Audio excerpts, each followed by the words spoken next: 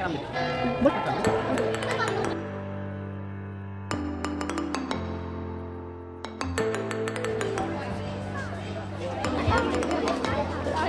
Santa Claus হয়ে গেছে।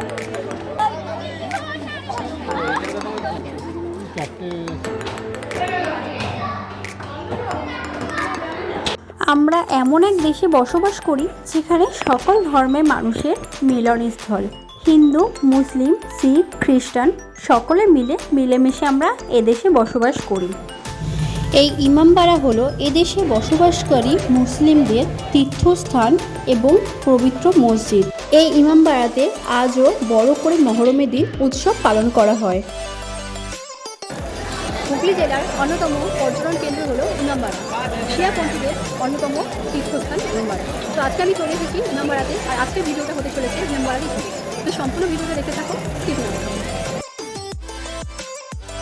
এবারে বলি এখানে তোমরা কিভাবে আসবে। তোমরা হাওড়া থেকে আসলে হাওড়া ব্যান্ডেল লোকাল ধরে ব্যান্ডেল স্টেশন আসতে পারো। ব্যান্ডেল স্টেশনের বাইরে অটো পেয়ে যাবে, অটো করে তোমরা ইমামবাড়াতে চলে আসতে পারো 10 মিনিটে। আর যদি শিয়ালদা হয়ে আসো, শিয়ালদা নৈহাটি, আর নৈহাটি টু ব্যান্ডেল ট্রেন ধরে ব্যান্ডেল স্টেশন আসে, সেমভাবে তোমরা অটো ধরে পৌঁছাতে পারো ইমামবাড়াতে। ইমামবাড়াতে পৌঁছে 10 টাকা মূল্যের একটি টিকিট কেটে ভেতরে প্রবেশ করলাম। 1841 সালে ভবনটির নির্মাণ কাজ মোহাম্মদ মহসিন দ্বারা শুরু হয়, আর 1861 সালে নির্মাণ কাজ শেষ হয়। ইমামবাড়ার পিছন দিকে চলে গেলাম, দেখলাম মূল আকর্ষণ রয়েছে সূর্যঘড়ি। প্রাচীন ভারতে অনেক জায়গাতেই সূর্যঘড়ির প্রচলন ছিল।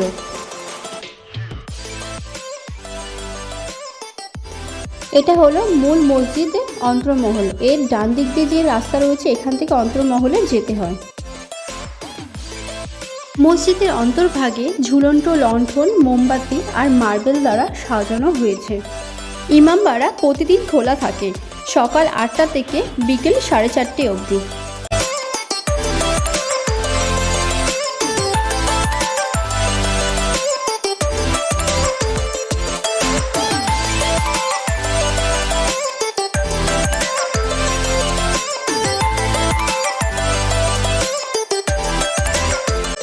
ভবনটির প্রবেশদ্বারের দোতলায় একটা বড় ক্লক টাওয়ার রয়েছে। ক্লক টাওয়ার দেখার জন্য কিন্তু দুদিকে ভাগ করা আছে। একদিক দিয়ে শুধু লেডিস ওপরে উঠবে, একদিক দিয়ে শুধু জেন্টস ওপরে উঠবে। আর যেদিকে লেডিস ওপরে উঠবে সেখানে কিন্তু 165টা সিঁড়ি এইভাবে ওপরে ওঠার পর এরকম একটা ঘন্টা দেখা যায়।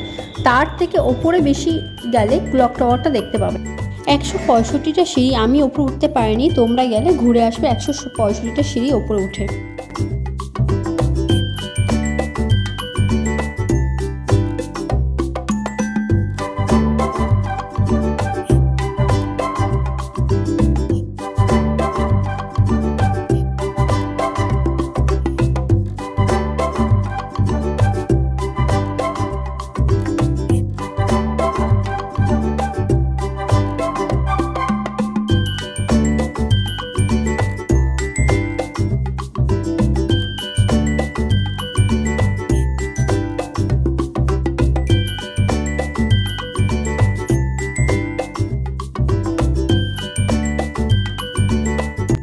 ইমামবাড়ার পিছন দিকটা চলে গেলে গঙ্গার ধারে কিছু খাবারের দোকান রয়েছে, আর এখানেই রয়েছে সূর্য ঘড়িটা, আর তার পাশ থেকেই বয়ে চলেছে হুগলি নদী।